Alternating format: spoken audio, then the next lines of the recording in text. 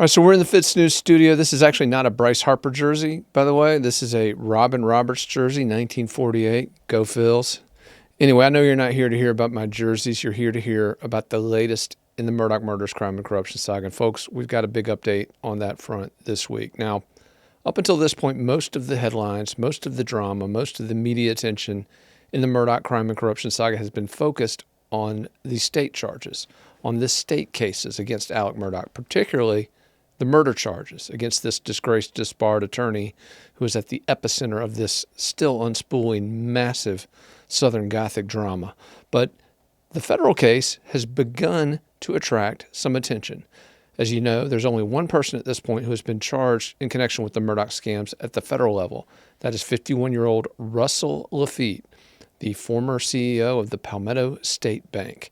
Now, Laffitte is facing state charges for his alleged role as a key cog in Murdaugh's financial crimes, but he's also facing federal charges.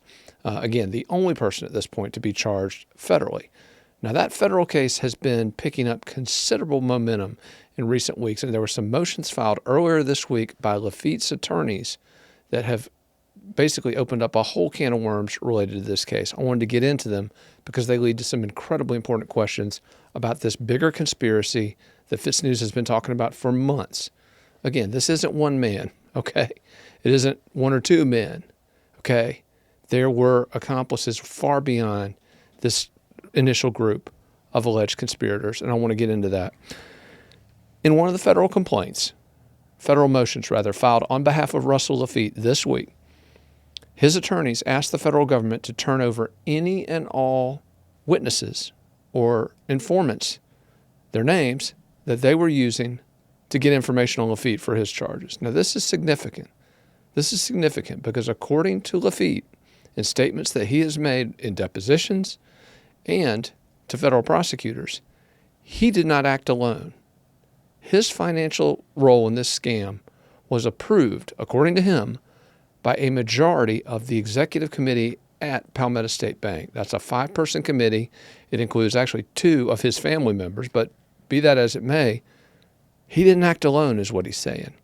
Not only that, this news outlet has obtained information which would indicate that one of the witnesses providing information to the government against Laffitte is an attorney at PMPED, which is the former firm where Alec Murdaugh worked, where Murdaugh's brother worked, where his father worked, founded by the Murdaugh family, which again exerted incredible influence down there in the South Carolina 14th Circuit for decades.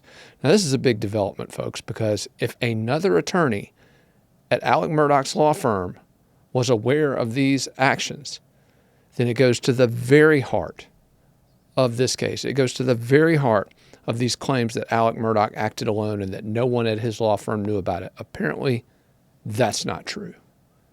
That's not true. And again, I never believed that was true to begin with, but we are now beginning to see, as this federal case moves forward, that some of the individuals involved in that case, some of the individuals who are being implicated in that case, have ties to Murdaugh's former law firm, which, by the way, now goes by the name the Parker Group, after Johnny Parker, one of its leaders. So this is a significant development in this case, but there's another element to this I wanted to point out that's also important. It revolves around leaks. If you've been following the criminal case, if you've been following the double murder case, you know that the stories about leaks have been all over the place. That's been a key narrative advanced by Dick Harpootlian, the lead defense attorney for Alec Murdaugh.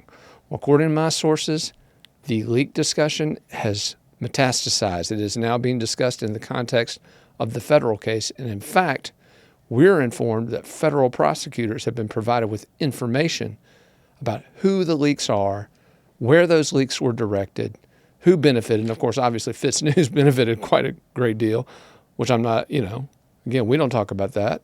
That's not our problem. It's not against the law for us to receive information. We're just taking what we're given.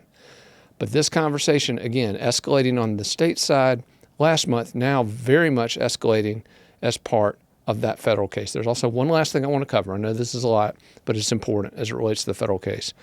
Last fall, this news outlet published a series of reports detailing alleged conflicts of interest in the Charleston office of the U.S.